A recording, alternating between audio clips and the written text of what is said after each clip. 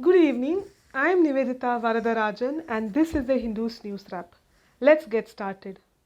The Lok Sabha held a special discussion on the Pahalgam terror attack and India's military response to it, Operation Sindoor. The members engaged in a heated discussion that was on till the time of recording. This is our top news of the day.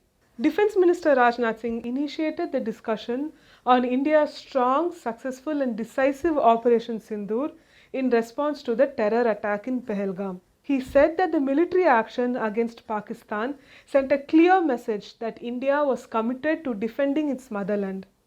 He rejected US President Donald Trump's claim of mediating a ceasefire between India and Pakistan and warned the neighboring country that Operation Sindoor would resume if it, quote, indulges in fresh misadventure.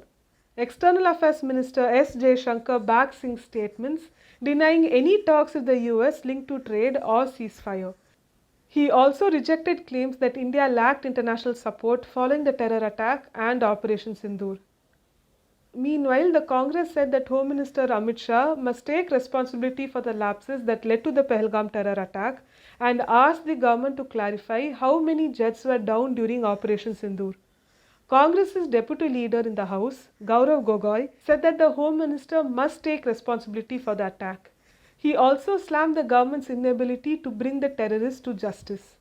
Both houses of the parliament have allocated 16 hours each to discuss the terrorist attack in Pahalgam and Operation Sindoor. The Rajya Sabha is expected to take this matter up for discussion on Tuesday. If you want to see the highlights of these speeches, check out our respective videos. India's industrial growth fell to a 10-month low of 1.5% in June, down from 1.9% in May, according to the data from the Commerce Ministry. This marks the weakest performance since August last year. The slowdown was largely due to a decline in the mining sector, which recorded its worst performance in 58 months. However, on a positive note, the manufacturing sector grew at a 5-month high of 3.9% in June, up from the 3.2% in May and the 3.5% in June last year.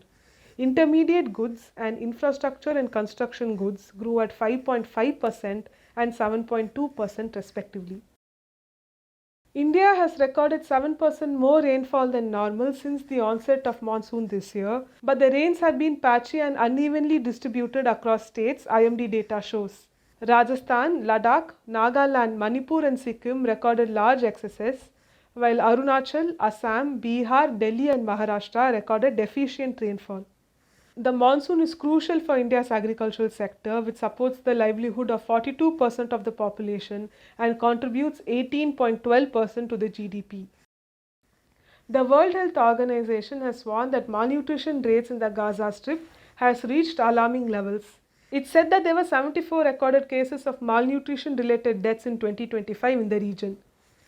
63 of those, 24 children under 5, 1 child over the age of 5 and 38 adults all occurred in July. It said that the deliberate blocking of aid was entirely preventable and had cost many lives.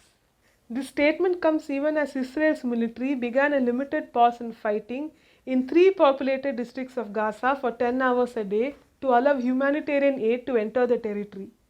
Meanwhile, US President Donald Trump said that his country would work to set up food centers in Gaza to prevent malnutrition, along with the other countries and organizations. Well, that's it for this edition of the News Wrap. Stay updated with the Hindu and subscribe for more.